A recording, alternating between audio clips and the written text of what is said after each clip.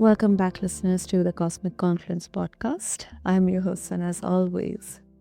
And as we have stepped into New Year 2026, I feel there is a quiet truth many of us carry. We are not just have entered a new year, but we have entered, or are entering a new version of ourselves, shaped by time, choices, and moments we didn't plan. So today's conversation is not about fixing ourselves or becoming younger in spirit. It is about what happens when we stop resisting time and start listening to what it has been quietly or maybe not so teaching us. So as the calendar resets, there's definitely quite a question we rarely ask. What if aging is not something to overcome or to tackle, but something to understand? Isn't it a beautiful question, listeners? Aging comes with loss, wisdom, fear, confidence, regret, clarity, often all at once. And for many of us, especially women and leaders, aging also brings pressure to stay relevant, to stay visible, to stay strong. And today's guest helps people navigate that inner tension with honesty and practicality. Toni LaMotta brings a rare perspective. 16 years in religious life, over 2 decades trained in evidence based methodologies, and a deep focus on helping people shift from external validation to internal navigation.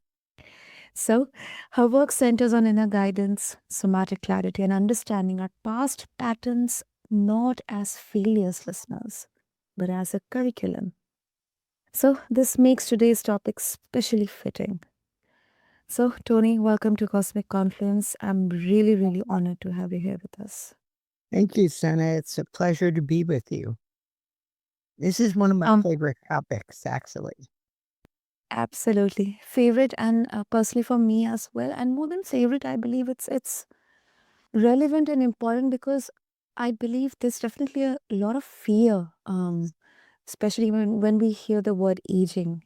We have that fear of losing our relevance, our worth, our identity, physical. I mean, all those factors are still there, but more than the tangible ones, I believe we have those unseen fears within us about aging, and that's why we feel just forget about it and just live in the present moment. That's it. We'll see whatever will happen. So I'm really thankful that you are bringing up this topic for all of our listeners on Cosmic Conference Podcast. Well, it's interesting because I like to talk about aging consciously. And it's about really recognizing that the later stage of life has within it some unique potential for growth. I mean, you said that in your introduction. It's a time to make life as fulfilling as possible. And when you really pursue conscious aging, it's a time to remain aware, awake, and deliberate and to take active responsibility for our destiny. But you're so right. The major thing people have a problem with is they have these fear. And part of it is because society uses the words anti-aging. And Hmm. it's so fascinating to me. Like why are we anti-aging? Or someone thinks it's a compliment. People tell me all the time I don't look my age. And that's supposed to be a compliment. Why not? I'm happy to be my age, and it's um it's fascinating. But I think that whole anti-aging thing actually brings about more fears. And if you want, we can talk a little bit because one of the things that I have written about in my book and in my course on embracing the aging process is all about the myths that are out there that cause the Mhm. fear. There's so many myths that people have, and no wonder we're afraid. Everybody thinks there's so much decline, and it's not necessary. Yeah. I mean, definitely we are beginning this conversation on a positive note, Tony, and we will definitely explore. We would love to hear those myths, but before that, you mentioned, specifically that people notice that as they age, the external feedback changes, like, compliments slow down, as you mentioned, that I look older, white hair or sagging skin. Now, we have all those stuff, all the beauty treatments and cosmetics industry focusing on, how younger you can look. I mean, there's a whole industry out there, monetizing on this and anti-aging stuff. Um, so from your work, Tony, how do you help people distinguish between true inner guidance and the discomfort that comes from losing that external validation as we age? It's only true inner guidance when it gives you joy and you hear it as love. And when you hear correction, or as you mentioned earlier, fixing, Mhm. it's not our guidance. That's the little voice that I like to call the barking dog. We have this voice inside of us that says, and the media really hones in on that when they say you've got to look younger. So we have this little thing that says, "Oh my gosh, look what's happening to me. This is awful." And whenever you feel that negative voice, it's not your inner guidance and it's not the truth. The truth is that we are growing not just older, but we're growing more wise and we're growing to a place of allowing ourselves to be truly who you are. I think that's one of the gifts of aging is that you stop worrying about what everybody else thinks and you come into your own in terms of recognizing this is who I am and I'm going to be fully this person. And so it's really staying connected with people, it's learning new things. I mean, you can do so much more when you stop worrying about how everybody else is going to handle it. I agree. I agree. And before we move on to discussing how you help guide people, uh, if you can share the myths around aging, what especially as you work with women and leaders. So yeah. One of the main myths I have like 21 different myths, but the number one is that your brain is going to deteriorate over time. So people talk about, the senior moments, I'm forgetting things. Cognitive capability. Yeah, let me tell you why it's not true. If you think you lose brain cells as you get older and those cells are gone, it's research shows us it's exactly the opposite. The same areas of the brain involved with memory and learning actually produce new nerve cells every day. So while you do lose brain cells, you're constantly replacing them. And the best thing you can do to build new brain cells is to keep your brain active with new activities and learning. And one of the best things, for example, is to literally learn a new language. Learning anything is good for your brain. But here's the other thing is 3 or 4% of disease-related gene mutations, including mutations for Alzheimer's, which is one of the big fears, they're genetically determined. And most disease-related gene mutations are influenced by lifestyle, emotions, quality of sleep, diet, stress levels.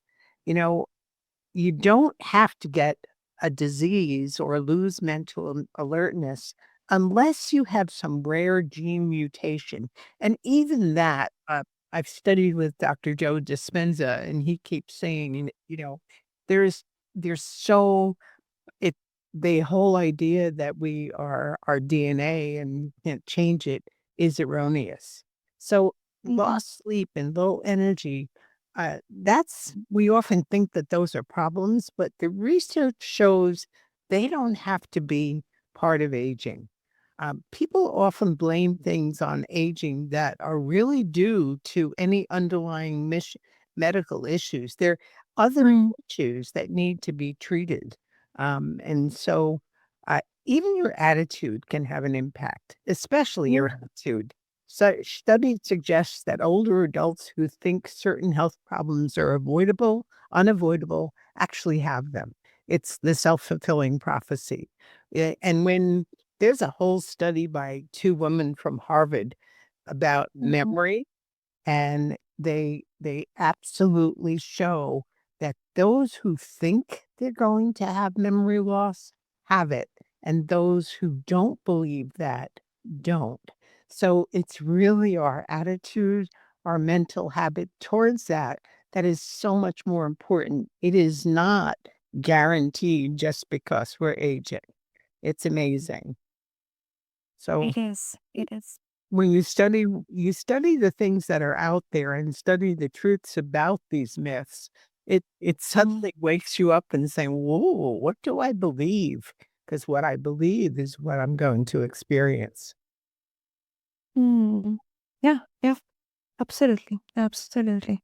And this exactly forms the foundation or the basis of, your reality building. Like what you feel or what you think makes most of the reality. Like it creates the lens through which you see the entire world around your experience, the environment around you, and of course there are other factors involved here. One thing that you mentioned to me, which is really really, it can be surprising for many of our listeners, is that you know the the thought about around aging, especially for women.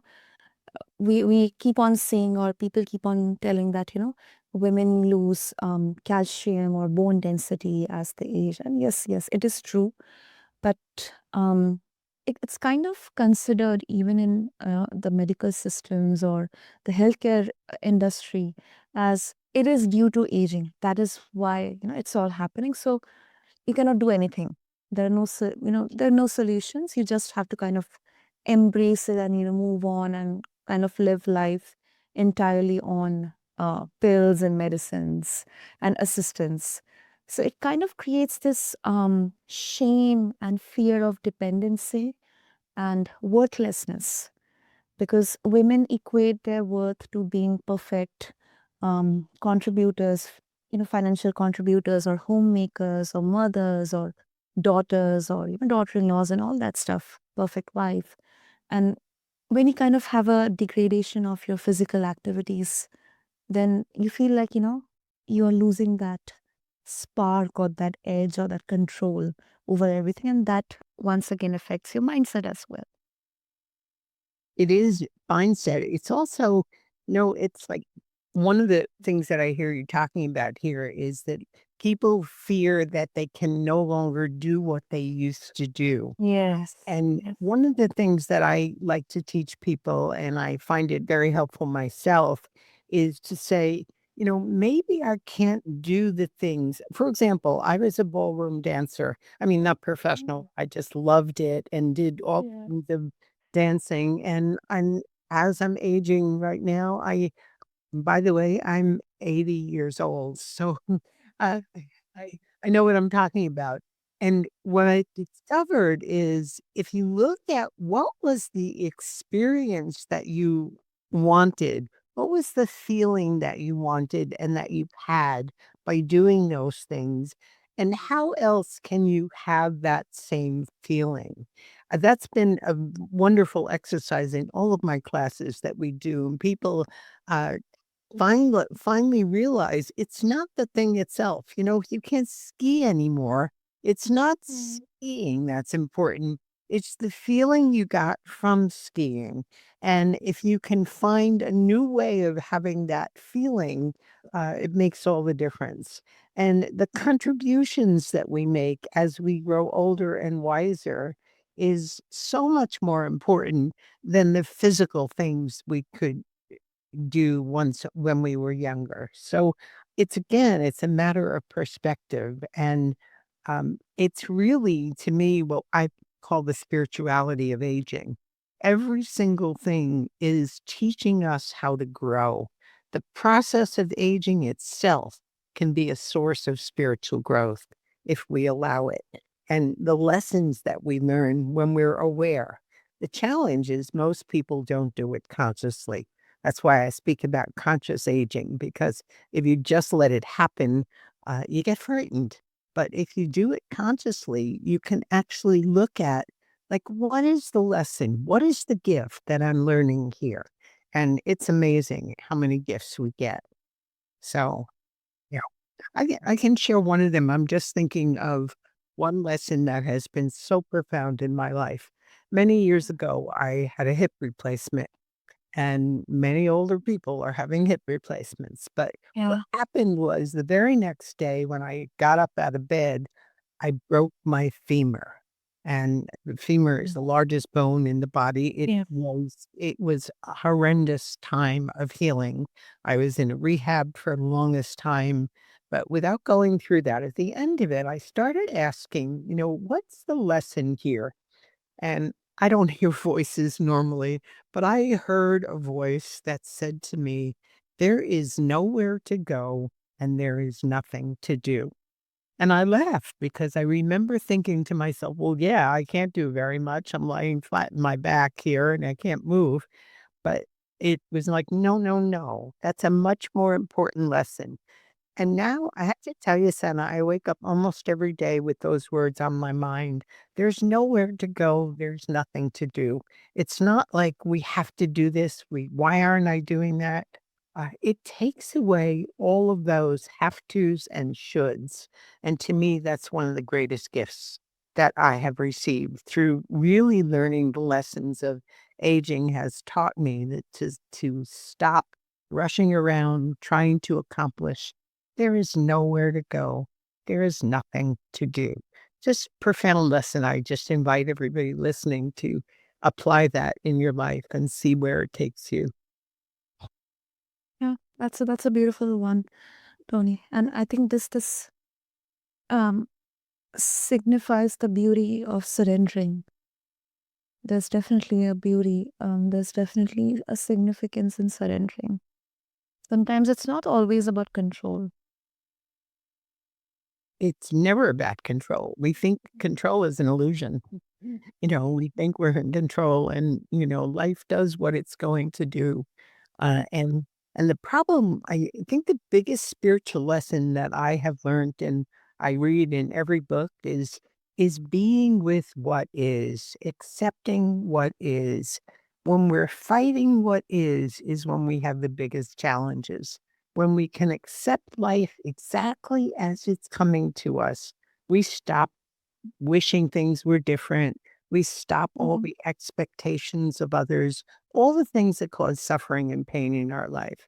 We let go when we can just be with what is. And whether that is something that you might label as pain or suffering, or if it's joy, just being with it and being present is probably the biggest lesson we need to learn. And it is to me, it's what it means to be spiritually awake, is to allow ourselves to let life be. It doesn't mean we don't take action, but we take Yeah. conscious action. We don't just we don't react, we respond. The big difference. Conscious action. Absolutely. I think this is one of the highlighted takeaway from this conversation for our listeners, Tony. And let's move to the six pillar system that you teach, which helps people move from external validation to internal navigation. So if you can shed some light, on that, share with our listeners. I think the biggest thing that I'd have to say about that is that we can start looking at life as a gift instead of as why is this happening? And so we begin to notice that everything is a gift. One of my favorite lines is that life does not happen to us; it happens for us. And so, when you're looking at that, you begin to go within and saying, "What is the gift here? What am I learning?" So, for example, in my books and courses on conscious aging, I'm constantly looking at how can I see this as a gift. Uh, for example, I know someone who had macular degeneration, and what she said to me is, "When my eyes can't see." I actually go in within a lot more and I can see from the inside out. So it's like looking at what the gift is probably the greatest lesson of learning to go within and learning to live consciously. Hmm. Mm. I think it's very important to name this because not only aging brings wisdom, but it also brings accountability, as you have beautifully explained it here. Conscious actions, and if someone and you often say, Tony, that past patterns, they're not mistakes, they're curriculum. I really find it. I agree with this. Something that I've realized gradually over the years I've spent. And it is empowering. But then for many people, Tony, aging brings very real regret. I've seen this as well. Like, relationships or career paths, opportunities lost or time lost. Um, how do you talk about curriculum without minimizing pain or bypassing grief? Well, it's grief and pain are part of what is. And what Mm-hmm. happens to us is when those things happen, we we awfulize them. We take them to a place that they're not happening right now. It's like if there's a loss, we start to say, "Oh my God, I have nothing." And so we kind of minimize everything else around us. When there's pain, we think it's gonna last forever. How am I gonna get through this? So we're not actually with the loss or with the pain. We're in a future, and I call it, I forgot the psychologist who named it awfulizing. And I think it's what we do. We exaggerate what the negative impact might be. And so when we can come back and just be present with the pain that's there, present with the suffering that's there, and not forever. I was just doing a coaching session with one of my clients the other day who said to me, I something happened negative in her life, and she said, "So I let myself be depressed for a day and a half."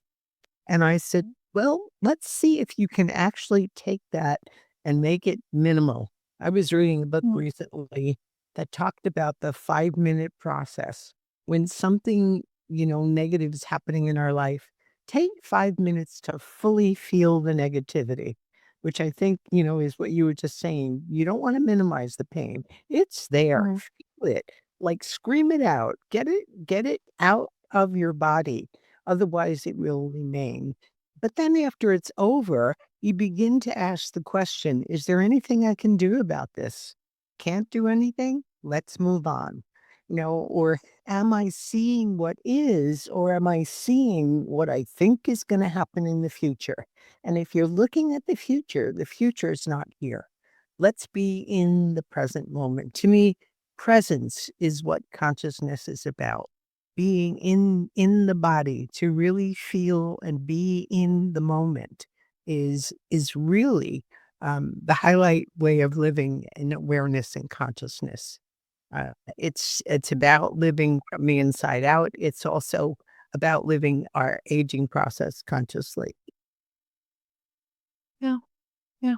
And that 100% makes sense. 100% makes sense because often we kind of um unintentionally miss our present, just I shouldn't say fixating or just, getting into that loop rabbit hole, but just thinking about, contemplating about the past mistakes or, what could have been done 10 years back, 20 years back, and what can happen next year, what can happen the very next month, what could happen if, this decision is taken. We often kind of miss not enjoying, but at least living in the present. Absolutely. And that's, to me, the key of all spiritual growth is just, as I said before, being with what is, living in the now, living in the present moment, living in the presence, if you will. I mean, to really be in touch with the divine is to recognize right in here, right now is all I have. It's amazing, and it's a beautiful way of living. Yep, yep, definitely. Um, let's also talk about the somatic fear and aging body, because of course, physical is definitely one of the most important intrinsic part of the conversation here. Because aging, it isn't just mental, it's physical. I mean, body changes, energy shifts, recovery slows. So you teach somatic techniques to transform fear into clarity. So how does fear show up differently in the aging body compared to younger, earlier stages of life? I actually don't see it showing up differently. I think that Oh. everybody experiences the challenges. We experience fear like stomach pains or headaches. And what Mm. most people do is run and take an aspirin, try to get rid of the symptoms rather than just being present to them.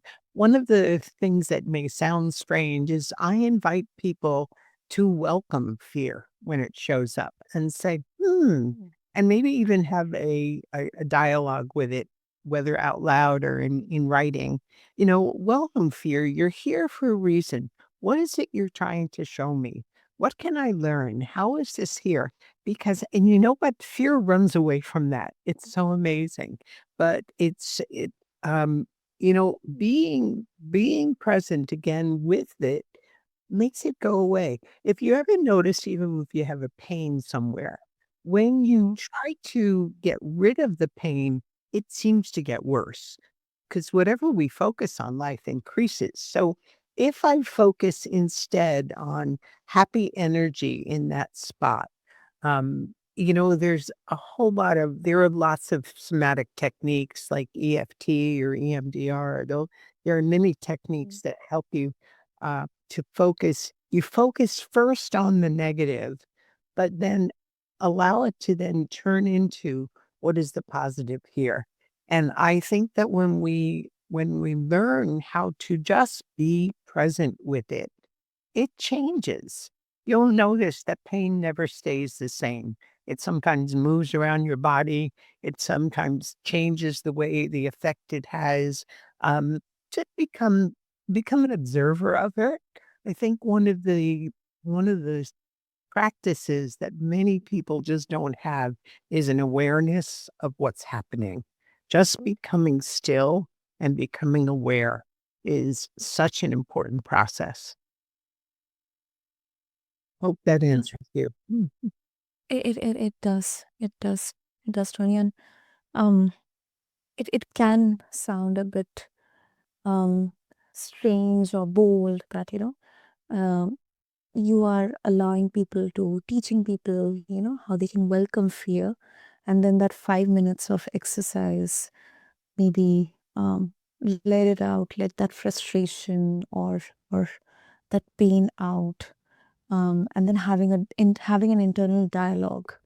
I think um, that kind of brings us into a sync with the presence, with the present moment. Because often, especially when we are gradually moving towards our later part of the life, we kind of just try to avoid thinking about all the difficult times and all the bad stuff, and then you have all the discussions going around that, health issues, that this and that, and all that retirement and stuff. um and I think what stands out here is that fear isn't always a story. I believe sometimes it's a sensation that, hasn't been listened to. Exactly. It's exactly, and when we don't listen to it, it just gets embedded in our bodies. Many of the things that seem to like a trigger today are really not about what's happening. It's about what happened in the past that you never resolved. So the way to handle it is to resolve it in the present. And it doesn't take hours. It takes minutes sometimes to just really totally be present to whatever it is that we're feeling. And when we allow that ourselves to be in that presence, it dissipates. It doesn't have to last forever. So for anybody younger who's listening to this, who's saying, wait a minute, we're all aging, but you may not be older yet. Get rid of that stuff now. When something's happening, feel it, allow it to go through so that you don't have to carry it into older years. And if you are older, I mean, one of the things that I like to teach is doing a life review. And I teach some classes where we do that um, we actually do a journaling process that Mhm. takes about 6 weeks of really looking at your life and saying, where are the patterns? And I watch people go through massive release, massive forgiveness of other people and of themselves. And all of that frees the body so that your body can even be healthier as a result. Yeah, yeah. So, Tony, before we wrap up, any simple somatic practice that you would um, suggest someone can use when fear is rooted in physical aging, rather than external circumstances?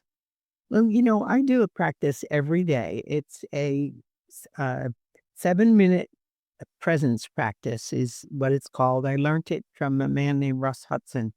And the Mhm. 7-minute practice says take 2 minutes to become very conscious of your breathing and your sensation. That grounds you, first of all. So you become conscious of all the little tingles that are happening. You don't have to do anything with them, just be aware of them and spend 2 minutes just watching your breath, see where it's going in your body and feeling what's going on in your body. And when you do that for about 2 minutes, it opens the heart space. And the heart Mm. space then begins to see what it appreciates, what is meaningful to it. So when you allow yourself to go to your heart, it opens you to being present to all those positive emotions that get called. And sometimes what seems like a negative emotion may arise, but you see it differently because at that moment you're simply present to it. And then when you do that, it opens you to what we call the head center. And in the head center, you become aware. It's not the chattering head, it's the head that Mhm. has the clarity, the possibilities. It sees what is what is beyond what you thought you knew before. And then you take 2 minutes in each of those centers and then 1 minute to notice how they're all connected. And when we can connect our body and our gut, if you will, with our heart and our head, we become more fully human than we ever have been.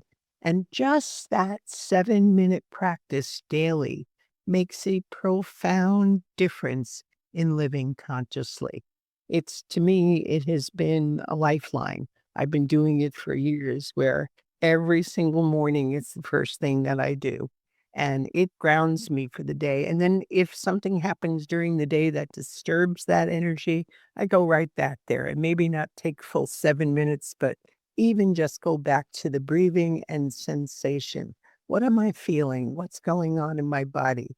Not trying to analyze it, not trying to fix it, just being aware. Hope that helps. Exactly. Absolutely, absolutely. And not only for people who are thinking about aging or who are moving towards that phase, but I believe it's for everyone out there listening and everyone out there. So, Tony, if listeners they would like to further connect with you, seek more wisdom, get hold of your book, what would be the easiest way? Well, probably the easiest thing to do is to just go to my website, ToniLaMotta.com. And when you sign up for that, I send people a quiz that helps them to see how well they're listening to their inner consciousness. And if you're interested in taking a class, you go to courses.tonylamotta.com. And that lists in particular a course called Embracing the Aging Process, if you're interested in that topic, but lots of other things too that can help you just be more conscious in life. So thank you. Mm. Amazing, amazing. You're a delight. So, thank you, Tony, and listeners. I'll have all the links in the show notes, so just refer to them. And as we close this conversation, um, I want to leave all of your listeners with this. Aging is not a self improvement project, it is a relationship with time, with the body, with memory, with inner authority. And Tony, thank you so much. Really appreciate because your work it reminds us that inner guidance doesn't arrive when life is neat. It arrives when we stop outsourcing our knowing. So thank you so much. You're welcome. Thank you.